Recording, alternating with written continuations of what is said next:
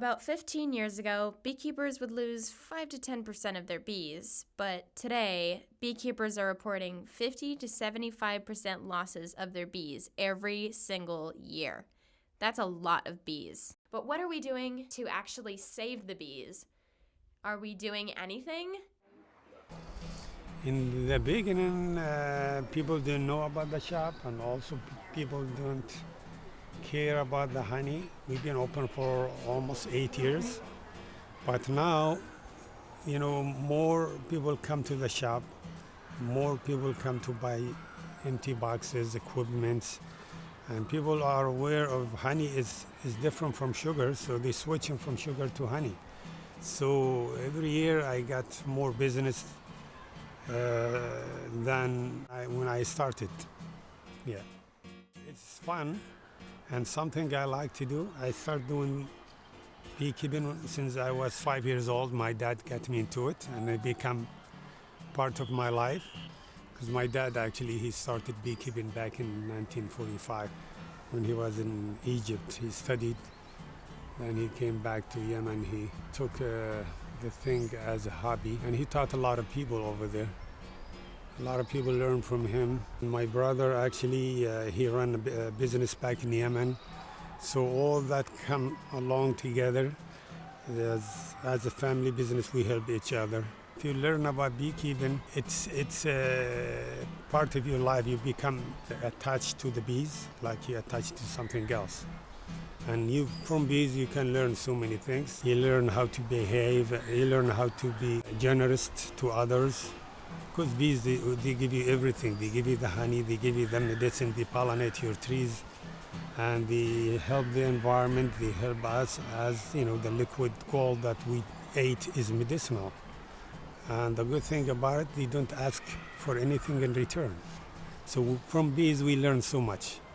We were fortunate enough to see Khaled and his crew perform a bee removal job out in Richmond, California. I've been doing bee removal since 94, bee removals. But selling honey, I was doing it since 87. First, we open the wall. Let's see if they are on the wall. We open the wall. Then when we expose it, you smoke them gently. Then you start moving them. You have a hive tool. You hit the honeycomb. You take them one piece at a time. Then you have the vacuum. I have a vacuum. I designed it like a 5-gallon bucket. It has holes in the bucket, so the suction will not be strong. Then, when the bees are already in a bucket, I replace the head with a screen lid. I take them later on to my apiary and I empty them to the equipment, to the box. That's mainly what you need: the smoker, hive tool, a bee suit, and a vacuum. And they start working, so they will be just working like they were in the wild hive. We don't just need bees, we really need bees. These lovely ladies are responsible for 90% of all of the crops in the US. Neonicotinoids are seed-based pesticides that, instead of fading away after a few days, they stay around for a few months. So we're pretty sure that neonicotinoids are a huge factor for colony collapse disorder, when 90% of a hive is just gone. The queen is there and a couple worker bees are there, but the rest of the hive is just gone. There aren't dead bodies of bees, they're just not there. Every year I lose bees. Like this year I probably lost over 75% of my bees. And they make it over the winter without dying. I will split them in the springtime and replace the dead hives with this variety of saved bees, which is made it over the winter.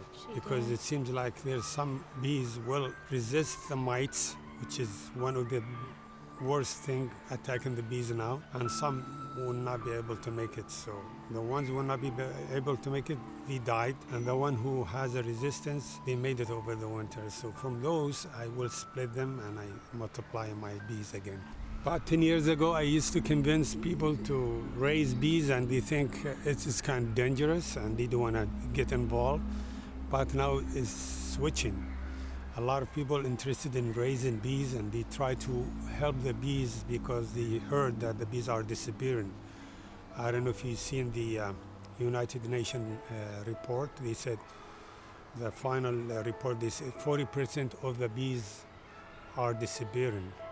So a lot of people have the knowledge and they think if it wasn't for the bees, we will be in trouble. So they try to take a stand and support the bees in different ways, either raising bees or planting a garden for flower and stuff like that. People in the community are aware of what's going on about the bees, why the bees are disappearing, and they try to support bees and beekeepers.